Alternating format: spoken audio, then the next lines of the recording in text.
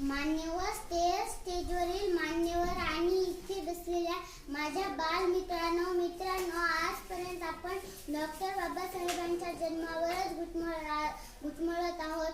जोरात जय भीम बोलतो, पण त्या जय भीम मधला स्वाभिमान मात्र घाण ठेवत आहोत. बाबासाहेब म्हणाले होते, शिका, संघटित व्हा आणि संघर्ष करा. याचे आपण काय केले? शिकलो, संघटित न होता विघटित झालो. बाबासाहेबांनी माझा समाज ज्ञानातून मुक्त व्हावा म्हणून जीवाचं रान केलं. पोटचे 4 मुले मातीला दिले आणि आपल्यासाठी संविधानाच्या माध्यमातून प्रकाशाच्या वाटा दाखवल्या. आणि आज आपण जगतो तो सन्मान फक्त आणि फक्त बाबासाहेबांमुळे आहे, हे कधी विसरता कामा नये.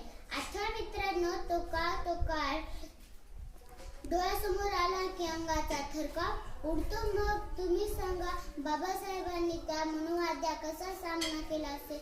आज गाडी माडी भारीची साडी घेतो तो बाबासाहेबांच्या पुण्याने, हे आपण लक्षात ठेवले पाहिजे. मित्रांनो मला सांगा,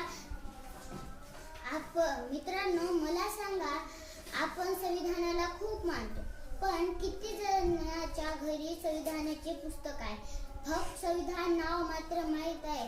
आजच्या जयंतीच्या निमित्ताने मी एवढे सांगू इच्छिते, फक्त बौद्ध समाज नाही तर सर्व समाजाच्या घरात पुस्तक असले पाहिजे. कारण संविधानामुळे